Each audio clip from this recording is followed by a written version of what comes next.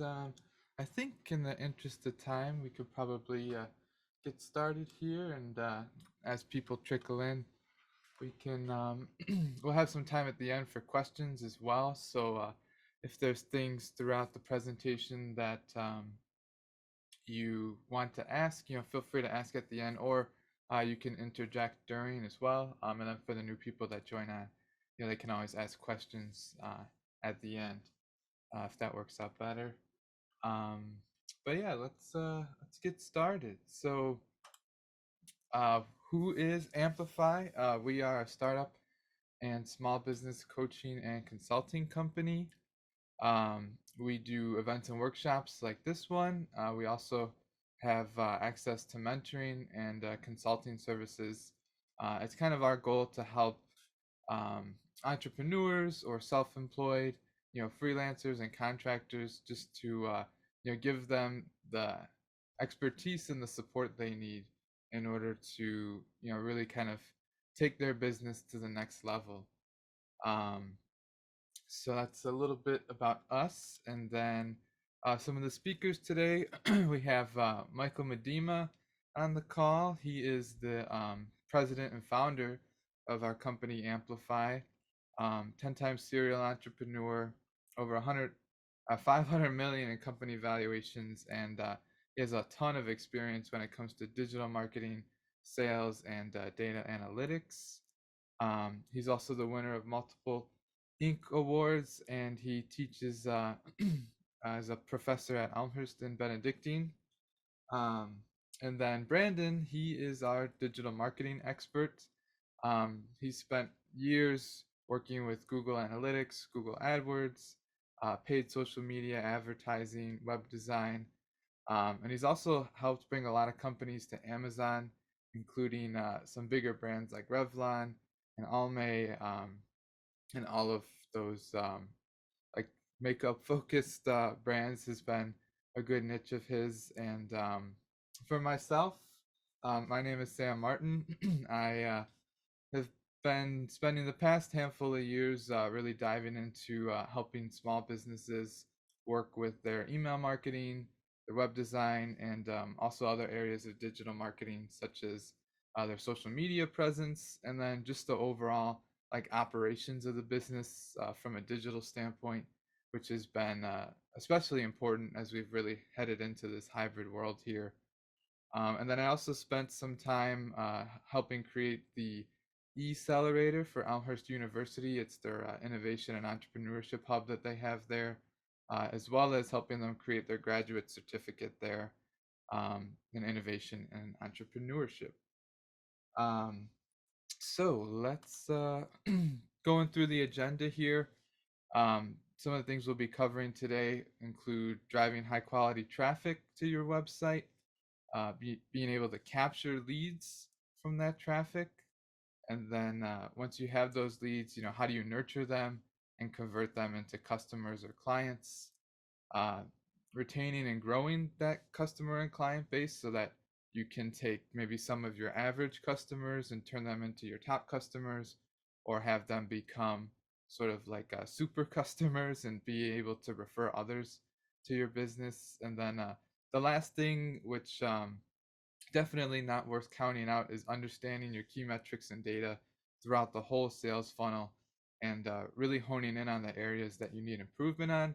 We're going to show you how you can use your metrics to get a good analysis, not only of where you need to improve, but how you can improve as well. Um, so for the marketing funnel, I don't know if you guys have heard of the old adage of, for most businesses, about 80% of the revenue comes from only 20% of the customers and clients. And I think that's like a really important piece to keep in mind as you're doing your digital marketing or any marketing in general. Making sure that you're optimizing your time and your resources, um, not only to generate interested people, but also to really um, leverage the clients and people that you do have, so that they can, expand your business and you can grow with them as well. So just kind of going through the lead funnel here. You see we have prospects and leads towards the bottom, and then as you kind of go up the pyramid, you get to more focused customers that you have. And a lot of the times, most of your customers might have, um, like a purchase or two, or they may be, like a mid-tier client or something like that.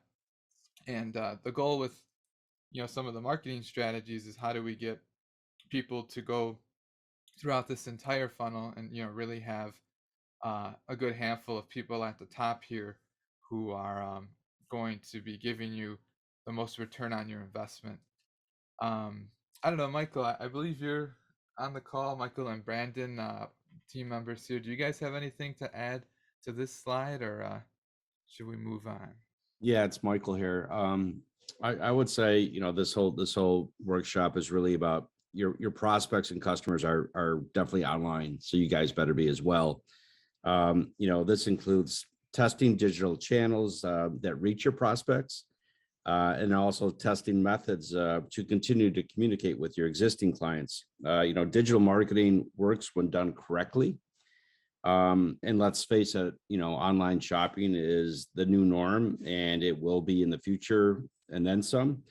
So I would say the big takeaways from this workshop is your customers are online, so you better go find them, and it's a great way to continue to communicate with them. And just the whole online shopping thing is just going to continue to take off, so you better be ready and prepared for that as well. That's kind of my key takeaways from this workshop. Mhm. Yeah, thanks for kind of setting that overall tone too. I think that's important to have. Um, so some of the ways that you can drive quality traffic to your website, I think this is going to touch a little bit on what Tom mentioned in the chat a little bit ago. Um, there's a lot of ways that you can do it. Kind of broke it down here into organic media and paid media. So organic, talking about social media, email marketing, just general search engine optimization tactics, whether that's on your website or your landing page.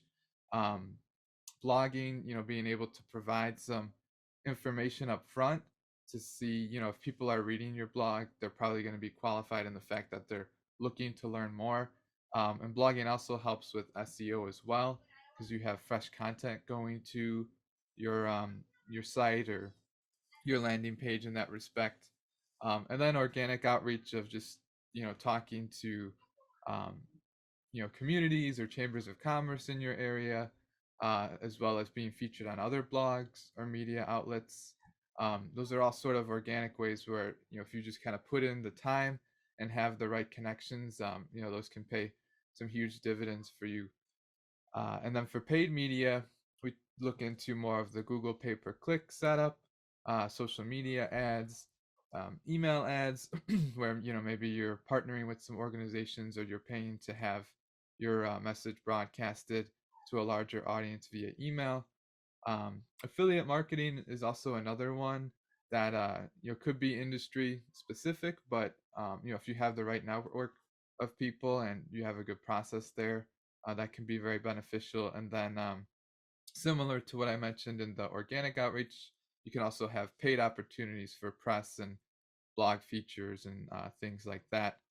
Um, I will, like preface this by saying that a lot of this is your overall strategy kind of works depending on what industry you're in, and where your clients are at. And I think that also alludes to what Michael just mentioned a little bit ago of, your clients are out there, so you need to find them. These are like all the ways that you can find people, but as you start to test the waters and really follow the data, you can start to see where more of your interested audience is, and start to hone in on those channels and kind of push things out from there. Hey, Sam, Brand. it's Michael. Mhm. I'll kind of pitch in a little bit here. For example, you need to go find your prospects and your leads and your customers. So a good example is social media ads, and so just social media in general. Obviously, let's just use like Facebook. Probably an older generation. You're not going to get a lot of kids or young folks going on Facebook. So, if you're trying to target an older generation, Facebook is probably a good way. If you're looking to reach a younger generation, it's more Instagram and TikTok, things like that. So you need to understand your audience and then figure out, where are they, what type of social media are they on, and then using the your demographics and your age of your typical customer. That's where you need to go find them. But it's always great to test these different methods for sure. And then Brandon, I don't know, did you have anything else to add on to this? I know this is a lot of your domain as well. Yeah, I think one thing to kind of think about is how to build relationships using digital marketing. A lot of people like to run ads, email campaigns, and include like an abundance of information. And if you think about, if you meet somebody in person, you're not just going to start throwing, a bunch of information at them. So also looking at, on the digital side, how do you really harness those relationships? Like your first ad, might include one thing, and then like each ad kind of offers more and more information to really harness those relationships. Yeah, it's a great point about, like being able to build relationships online through the marketing. And the last piece I'll kind of mention too is I know a lot of the times when we work, uh, you kind of start off with like a test of, uh, just a little bit of each area.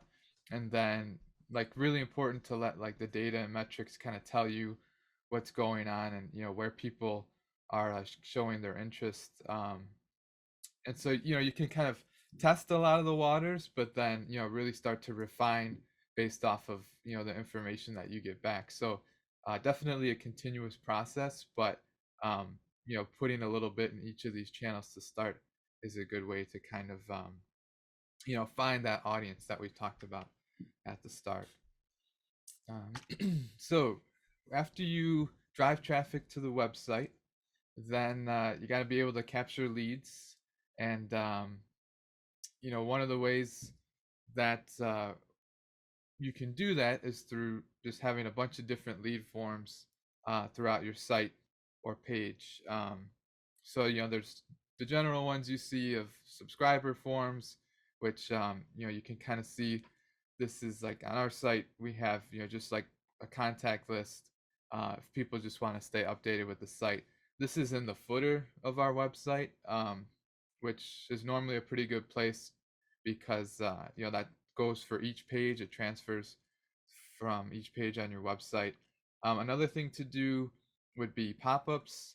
I know for me personally, I wouldn't say I get annoyed with pop-ups, but if a pop-up shows up right away, I just exit out because I'm there for the information. So a lot of the times what we encourage the people that we work with to do is to have an exit intent pop-up.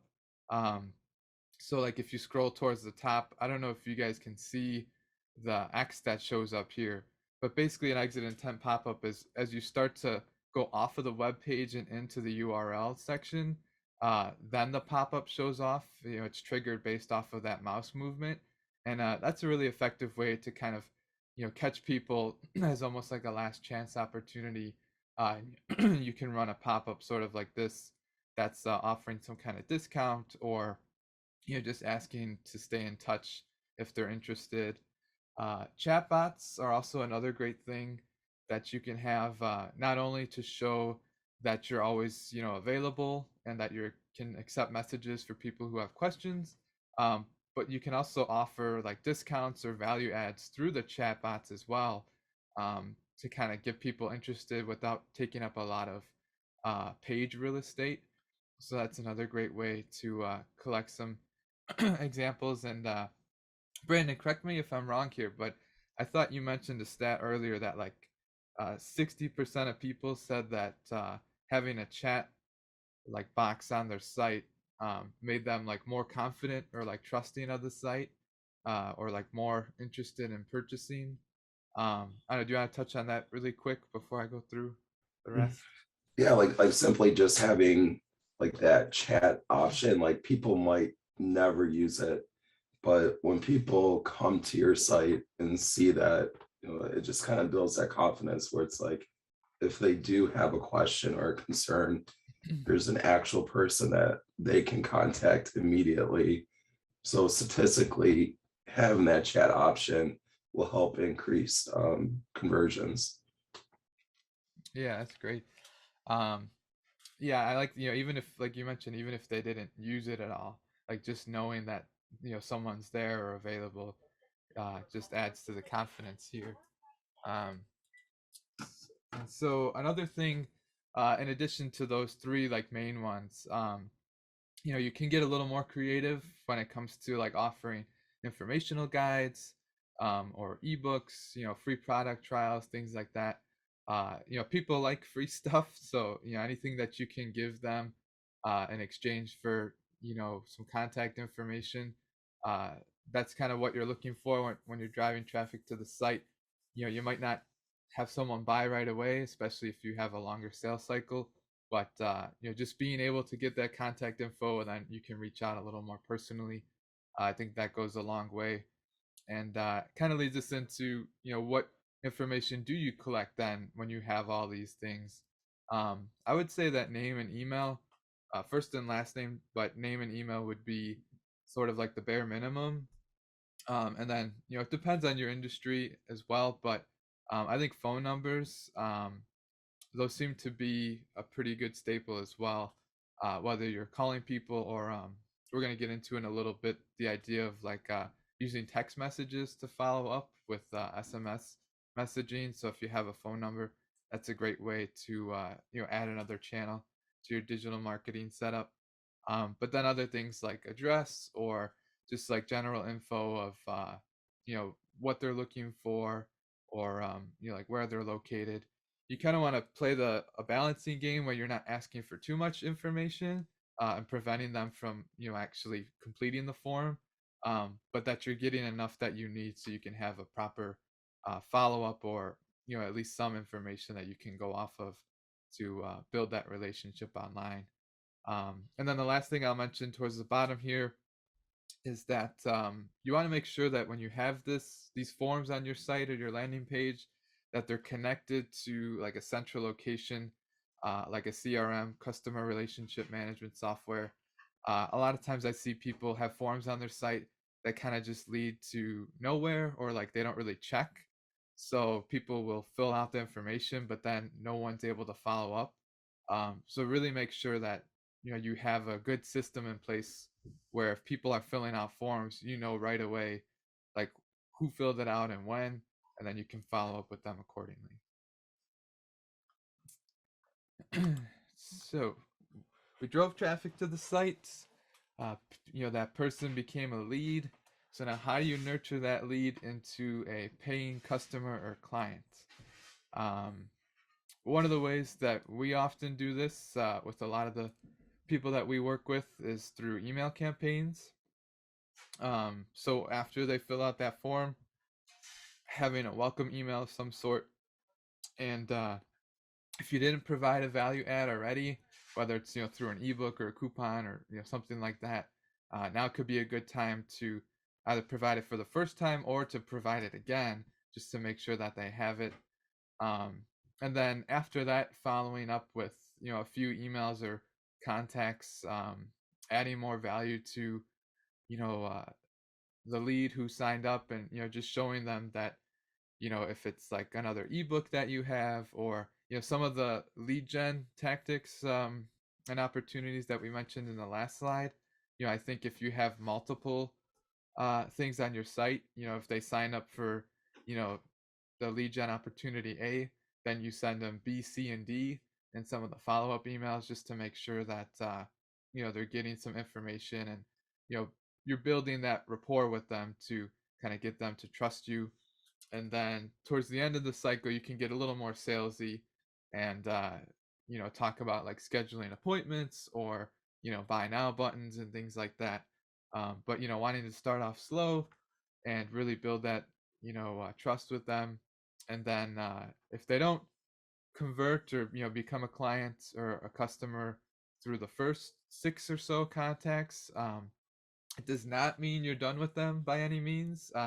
Just maybe you kind of step off the gas a little bit, and send them to like a longer term nurture setup. um, and that could just be like your normal monthly newsletter. That could be like general broadcast emails. I know I have a template here that well, I'll just show. Can you all still see the template that I just pulled up? Am I still sharing the screen like this? um Hopefully I am. Awesome. Then yeah, so here's like an idea of like, just inviting someone to follow your social media, or having a survey about what's holding them back. If it's been 6 or 7 contacts and they still haven't really responded to you. Obviously some of these are a little more uh, industry or business specific, but just some ideas that you can have here to you know continue to keep in touch with those people. But again, don't spend too much time with them, because uh, most of your um, hopefully you'll have newer leads that you'll be wanting to spend a little more time on. And then I don't know, Brandon or Michael, do you guys have anything else to add to like the nurturing lead section here? Yeah, it's Michael here. I would say most purchases are not a what I would say an impulse buy, meaning that people don't just go to your site and buy right away. I mean, and that does happen, but rarely does it. So you need to like Sam mentioned, you need to nurture them. You need to earn their trust, their respect, to keep it simple early on, and you build that relationship over 3, 4, 5, 6. It could be 8, 9 communications or messages with a potential customer. So you just need to be you need to get them through that buying process, and that takes time. It takes commitment, and it rarely happens on the first try. Mm-hmm. Yeah, it's a good reminder. I know I wrote all this text in the corner here, but just the idea that if people don't respond to you right away, that's totally okay. A lot of things going on in people's lives, but don't take that as a no until you hear no from them. Just keep going back at it, and being polite. I think like we normally schedule this like 6 email series within the course of like 2 to 3 weeks, depending on the industry you're in. Um, so like having a steady frequency, um, but continually following up as well is really important. So all right, so we drove traffic to the site, people became a lead, and they actually became a customer. So now you're not done. That's people might think that that's the end goal, but that's almost like the most important time to follow up, and to send a thank you email. uh, a lot of times send in a survey to see what they thought of your product or service, and ways that you can improve. And, that's not only great information for you, but again, it helps build that relationship to really show your customers that you care about their experience, and that you're not just looking for their money, but you're actually trying to provide value with that as well. Then from there, you can always offer similar products or services. Um, if you have things that you think could be complementary and add more value. A lot of times, people just don't know everything that you offer. So it's good to have like those reminders, within reason, not like bombarding them since they already are a customer. And then I always like to kind of do, after a few weeks time, just like I call it a holistic customer check-in, just kind of seeing like, uh, yeah, like how's your experience been with us so far? um, is there anything we can do to help you both personally and professionally? You can get creative there as well, even if it's just like lending them a new contact, or some type of network connection. That can go a long way in retaining customers and encouraging them to either spend more themselves or get some of their friends and peers involved with spending as well. And then for some people that just don't respond or don't seem to, maybe they just had the one-time purchase and that was it. Again, like doing your due diligence, but not spending too much time with them. And so, sending them to like a monthly newsletter, staying in touch with them, but just not as frequently. or not putting as much effort in because you don't want to be you probably have new customers that you need to spend just as much time on and building that relationship as well. Hey, Sam, it's Mhm. Michael here. I would say a big thing here is you learn from your customers, right? And so the more you listen to them, and the more you learn from how to make your products or services better, um, if you listen to your customers, you're going to continue to create better products and services. That's the trick. So gather as much feedback as you possibly can. I've always said it doesn't matter what you think customers want, they're going to tell you what they want. So listen to your customers, gather feedback, keep adjusting your products and services based on customers' needs and what they want. And that's going to go help you out in the long run for sure. Yeah, absolutely. And then like one of the last things I have here is kind of for both the nurturing the leads and also nurturing customers, but like SMS or chat messages in addition to email have also kind of come onto the scene here, and that could just be another more personal way to kind of keep in touch with customers. Um, and if you have their phone number available, just like checking in that way, as opposed to maybe sending an email that might get lost in some of the other emails that they have. Um, or, like if you can reach out personally or, something like that, anything that you can do to continue to build that relationship. And as Michael mentioned, learn from them as well to kind of improve your product or service. Um, so through the through the whole process, it's really important that you're improving your digital marketing on a continuous basis. A lot of people, might just sort of like set it and forget it, or they might set it with a bias that, like social media is the go-to channel. And so like that's, what I think. So that's where all the money needs to go. But it's really important to use data to drive your marketing decisions. So, some of the main metrics we look at include things like click through rates, which is the number of clicks you have divided by the number of viewers. The cost per click is how much money spent divided by the amount of clicks you get. And then, similar setup for cost per lead. How much does it cost you to get, on average, one lead? And then, same thing for the cost per acquisition as well. And all three of those, just really looking at, if you're spending money, you should be getting a return on it in some way. Um, so knowing your metrics and knowing how much it costs, like that'll not only help you budget for future expenses, but it'll also kind of give you a good idea of where certain channels stand, and then being able to optimize your budget so that you can spend more money on the channels that are converting for you. A lot of times too, what happens is you'll test the channels, and then once you get that formula, you can if you see that for every $4 or for every dollar you spend in marketing, you're getting $4 in return.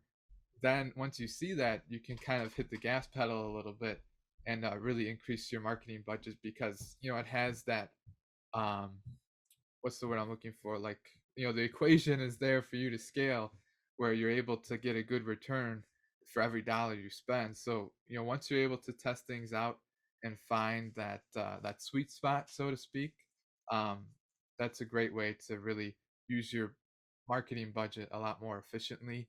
And then the last thing on the list there is knowing the lifetime value of a customer. That kind of goes back to what we talked about at the beginning with the 80/20 rule. And it also dives into some of the things we talked about with the last slide of, you know, if, continuing to monitor that and spending your time on the people that have given you a lot and making sure that you're returning that value. And then the last thing I'll mention on here is that, when in order to track these campaigns, a lot of times you need to be having some sort of tracking link. So if you have, like, if you're driving people to your website, we'll use like a Google Analytics tag. It's UTM parameters. It's like the urchin tracking model. I don't know, Brandon, you could probably speak a little more to that in a sec. But just the idea that you can't just be throwing money out there and not knowing where people are coming from. For everything that you send out, you should have some type of tracking or reporting to tell you how that performed, where you can do better, and how you can sort of optimize for next time. And this is a continuous process too. It's not like you just do it once and kind of leave it as is. You're always improving your marketing based off of the data and the customer feedback, and learning as you go. I don't know, Brandon or Michael, did you guys have anything to add to this slide? Yeah, it's Michael here. I'm always baffled on when I talk to small business owners, and they struggle with the first thing I'll ask with marketing is what is your cost to acquire a new customer, and a lot of them don't really know that metric, and it's absolutely critical to know what are you willing to pay for a new customer. That's an extremely important metric. So just wanted to kind of hit on that one. That's a biggie. Clicks are great, opens, followers, all that good stuff. How many people go to your site? All that stuff's good. But at the end of the day, it's all about, what are you willing to spend for a new customer? And that's the big bet, the number one metric in my opinion. And something that I would add is really starting out with some sort of goals, like for these like different metrics. Before you're launching a campaign, having some sort of goal, even if it's like an arbitrary goal, just so that each month or each week, when you look at the reporting, you can compare, how you're doing compared to, your original goal, and then always looking at ways, how do you drive down, your cost per lead, how do you increase your lifetime value of a customer, but really just starting with that goal and being able to optimize each metric as you move through a campaign. Yeah, definitely. And I think, oh yeah, one thing that I also wanted to highlight too when you mentioned it, Michael, is, a lot of times people think that if you have like a lot of followers, or if you have like, a lot of page visits, like those are good things, but in our minds, the revenue and the return is really what you need. So you can have all the followers in the world, but if your posts or your uh, landing pages aren't driving the revenue, then like you have a really big problem there. Especially considering that you're probably touching so many people. So yeah, followers and likes are great. Engagement's great, but revenue needs to be that key metric when you're doing your marketing, so that you can have a good return there. And then the last thing I'll mention, I kind of described the sales cycle, um, in sort of like from the consumer's perspective, or like the consumer, like how they would address your approach to your website. So you can have starting out, your budgeting, your marketing expenses, and setting goals, which Brandon just mentioned, driving traffic to the site, which then generates leads, and then you're using follow-up campaigns to convert your leads to buyers, and then your buyers to repeat customers and top customers. But a really important thing to note is that when you're building this setup, you want to build it in the reverse order. Um, so to start out, you want to have a good foundation before you start spending money and driving traffic. Otherwise, you're just kind of going to be throwing some money out the window. So making sure that you have a good organized customer CRM system where you can see leads coming in and following up with leads and customers, and tracking how they're interacting with your business, um, and then from there creating sort of like the email and text campaigns, so that when people do become a lead, or when they do buy, they're automatically getting some type of follow-up or connection. Then you can go and generate the lead forms and put them on your site or landing page. And then once you build that foundation, these three things right here, then you can start spending money to drive traffic to your site, or spending resources on organic social media and things like that. Because if you're just driving people to your site and you have no way to capture that information or to get in touch with those people, then you're not really doing yourself any favors. And then again at the end, always monitoring what you're doing and how you can improve. Sometimes if you see that people you're driving a lot of people to the site, but you're not getting a lot of leads, maybe you need to look at your lead gen. Are your forms set up properly? Do you offer enough value on your website in order for people to want to give their information? If you see that they give their information but they don't buy, are you following up enough?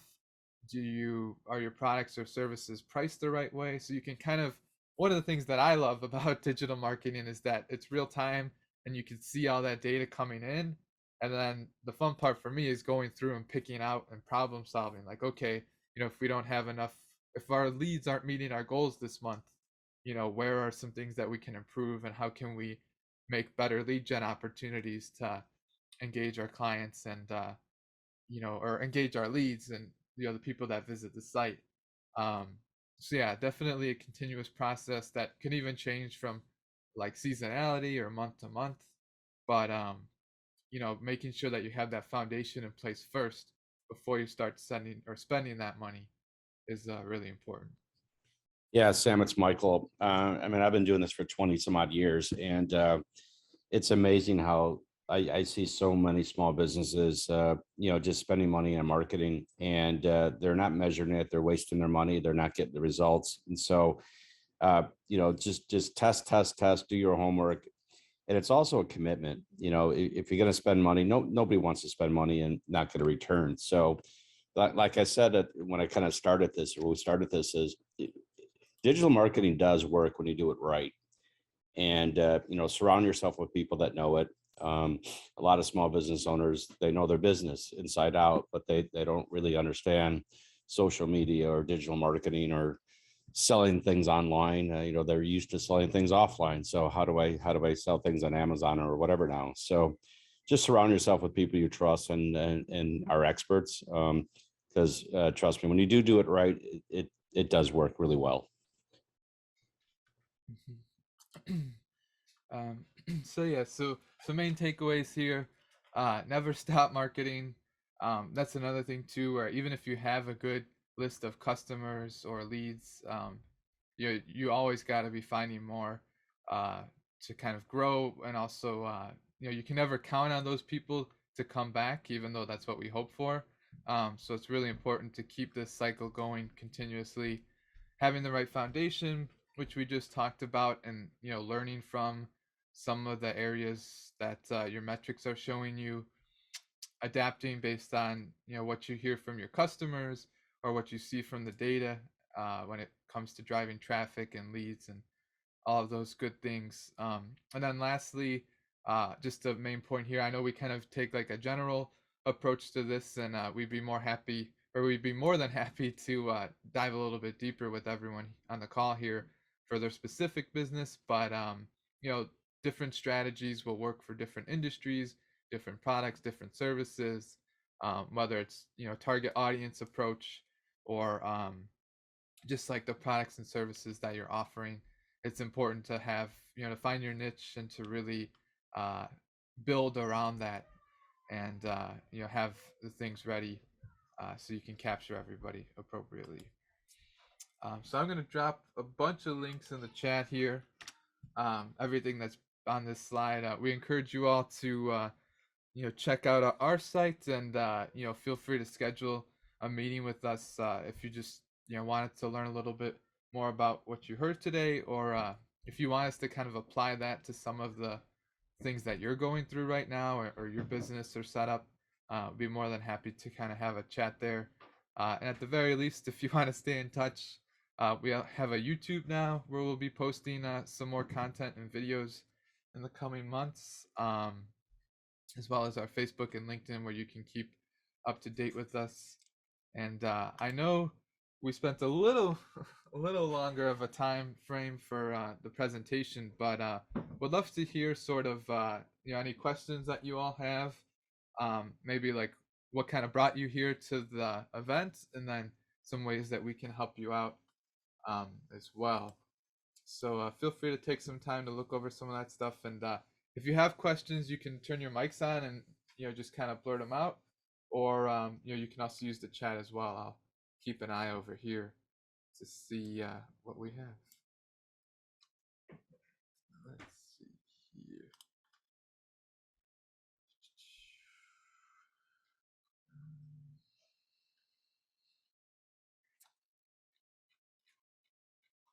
I know, yeah, maybe for a question for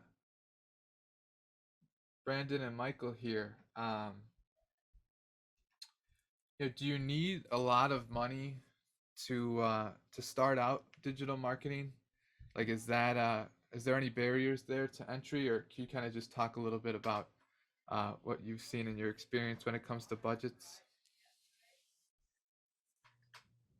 Yeah, it's Michael here. I would say, you could, again, it's all about testing. So you could start with a small budget. It's got to be, the a lot of people just don't test properly as well. So I think it's important to put together, what your goals are on the test, come up with a small budget, but it's got to be extremely, it's got to be effective. You got to test a couple things, and you also need to be able to measure it to determine is the test working. And so as long as you understand kind of the goals of the test and how you're going to measure it, you could definitely do it with a small budget. Okay. And then Brandon, I know like we've gotten some questions about like social media and ways to sort of optimize that. I know Tom in the chat mentioned at the start of the meeting, some tips to generate higher quality leads by leveraging social media. Is that something that you can maybe talk a little bit more to?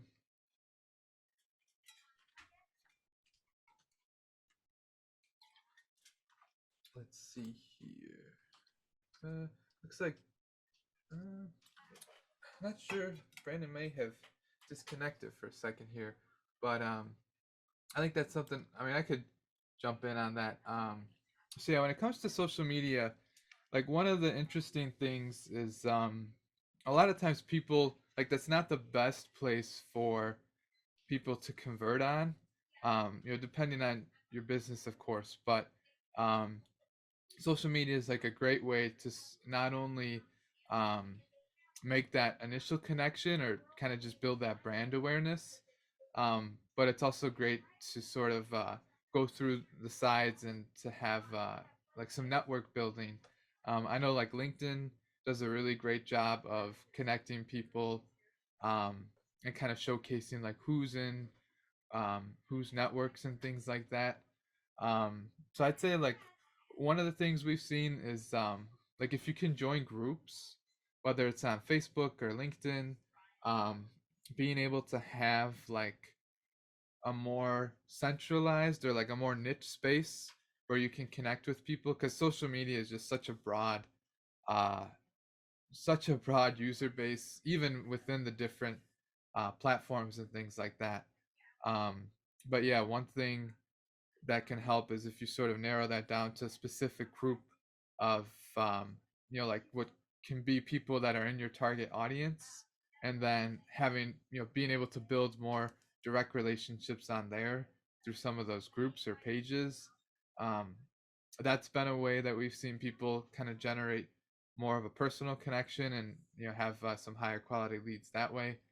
And then another thing too that I would maybe throw out there is just like making sure that the content that you post um, is relevant to the target that you're going after, the target audience.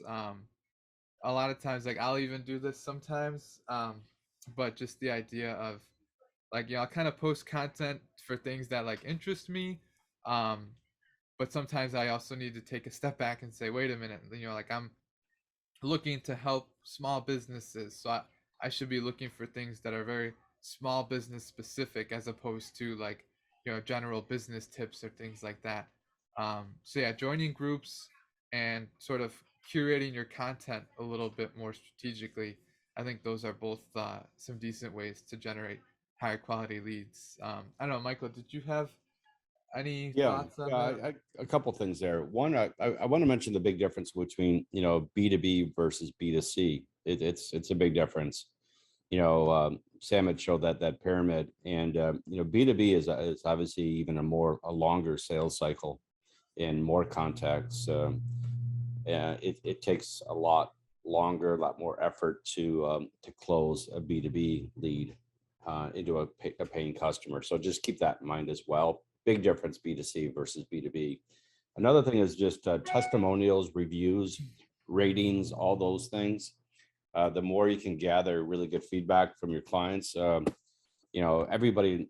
everybody wants to, even on the business side, people, if you they want to see testimonials, they want to see case studies, they want to see that you have a bunch of happy customers that are similar to what they look like.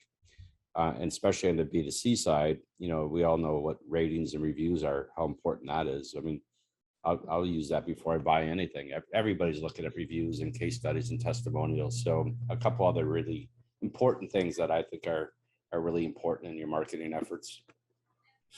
Yeah, and those are some like great things to showcase on social media as well, especially if you can tag people, who left those reviews or testimonials and things like that.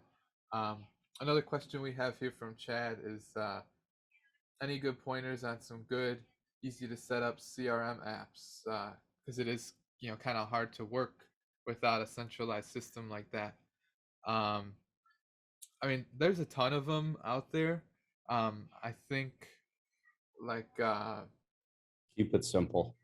That would be my yeah. strategy. Some of them have so many bells and whistles that it's you end up paying them for a lot of bells and whistles that you are features that you really don't use. So I always say just keep it simple, and the most important thing is to actually use it.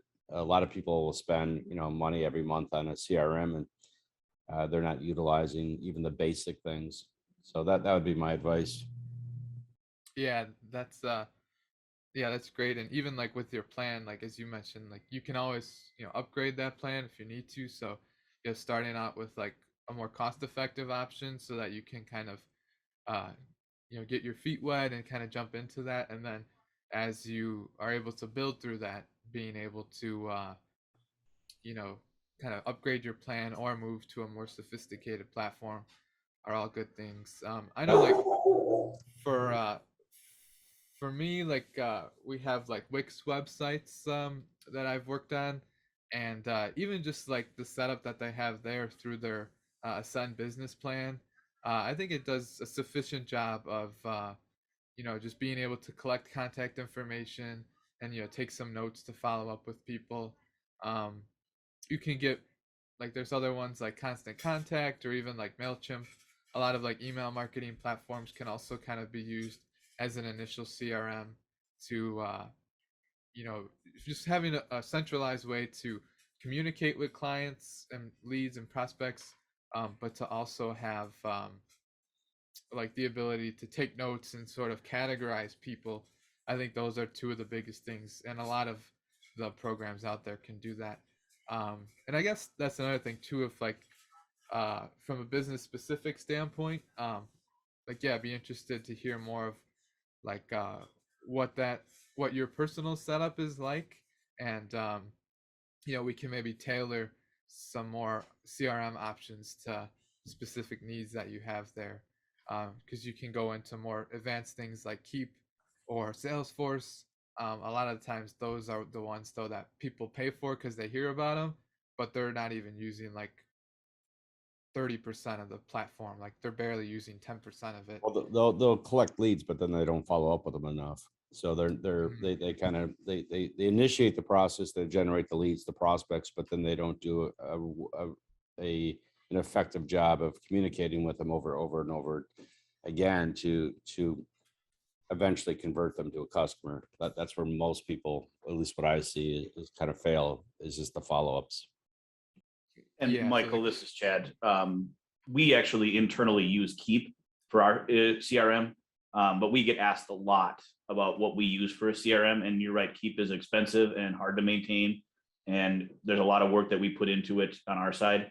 But we're constantly asked, because of the industry we're in, what should we be using? So we recommend things like Zoho or HubSpot.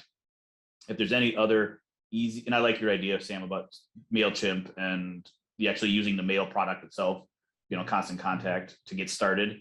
But if there's any other out there that I can recommend to people, would be great. So Yeah, we'll send you a kind of a sampling of some especially some freebies or really inexpensive ones. Yeah, we'll send you a link with some possibilities for sure. Yeah, absolutely. And then let's see. I think we have about 5 more minutes here. Did anybody else have some things to mention? A couple of really solid questions there. I appreciate you all asking. Um, Otherwise, everybody gets 5 minutes of their day back. How's that? maybe 3 or 4 minutes if you don't mind, because I'm dropping a survey link in here. Before you all go, if you could maybe take a quick second to fill some of that out. Just kind of let us know, what you thought of this event.